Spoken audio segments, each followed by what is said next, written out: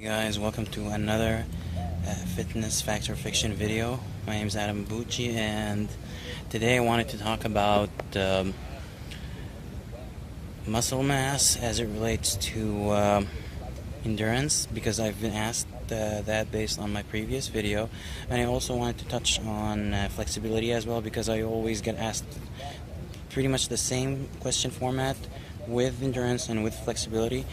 Does having more muscle mass mean you have less endurance, or does having more muscle mass mean you have less flexibility? And the answer is yes, because that's what we usually observe in those things. But the truth of the matter is, it doesn't have to be that way, and I'm going to tell you why. Because in athleticism, in sports of any sort, you get what you train for. So if your focus is on gaining strength, you're going to put more effort and focus on gaining strength, and eventually that's what's going to happen. Endurance, same story. Stamina, same story. Flexibility, same story. There's different approaches to each one of those things. So if you're not doing what you need to do to get your endurance up, don't expect lifting weights and getting stronger to do that for you. They're two different things, apples and oranges. Alright, so, have I seen in myself and in other athletes where guys were fairly large body-wise and they were still very flexible and still had like a high level of endurance? Yes. It's all a matter of making sure that you have a comprehensive program that doesn't leave things out. You can't just go into the gym and just do cardio and expect to be strong. You can't go into the gym and just lift weights and expect to have a lot of endurance. You can't, train in lower rep ranges and very few sets per body part and expect to have a lot of stamina in that particular muscle. You need to earn what you want from this game. And when you earn something that you want, it sticks and it becomes more enjoyable. So with that in mind, I'm going to give even more of a detailed response here and say that, if let's say you are somebody that wants to change how your body looks, your body composition, then yes, if you lift weights and you increase your volume, then your stamina is going to go up, and if you're applying progressive overload like I discussed last time, you're still going to gain strength. And if you add some amount of cardio to your program, then your endurance will improve as well. Now, an interesting fact here is doing cardio and having your endurance improves your circulation, and better circulation means better oxygen delivery to your muscles that are working, and that definitely does help recover you faster in between your sets when you're lifting.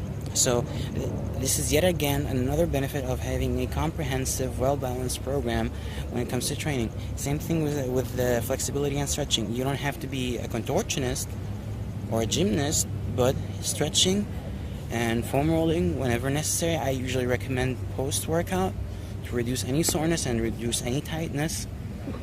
Those things need to all be incorporated. You don't have to spend a ton of time on any of them. Each one has a reasonable amount of time that you can dedicate. Stretching and foam rolling, can be done in 5-10 minutes. You can do, cardio, depending on how you do cardio, in anywhere from 5 minutes to 60 minutes. And when it comes to lifting weights, I generally recommend a 45-minute to 1 hour workout. And even if you're advanced, it's a point of also balancing your energy levels, because if you can push as much energy into the muscle that you're lifting with, then the mind-muscle connection that's going to be there, it's not going to be effective. Your muscle fibers are not going to fire properly. You're going to be going through the motion, but not activating and stimulating the muscle for it to grow and adapt stronger and bigger. So with that in mind,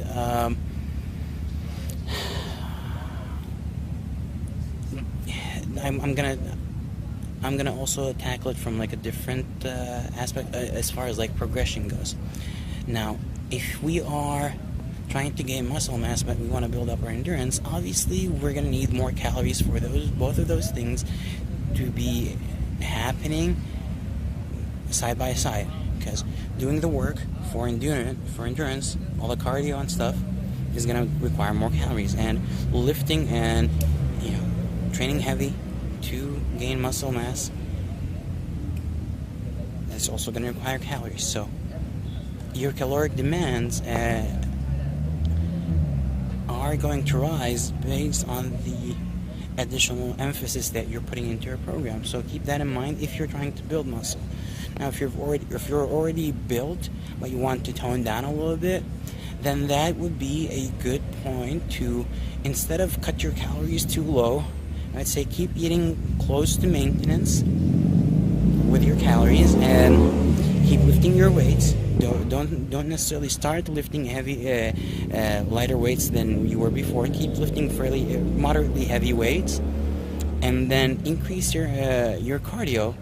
And by that, you'll still be doing your resistance training just like normal. And then with the added cardio in the program, you will start building your endurance, and you wouldn't need to cut calories so much to get an added fat burning effect. So with this, I want to end this video, and I hope you got some clarity on these matters and that you can apply what I told you here and have a better, balanced, more comprehensive workout regimen that is suited to what you're trying to do. And until next time, stay well, stay strong, stay smart.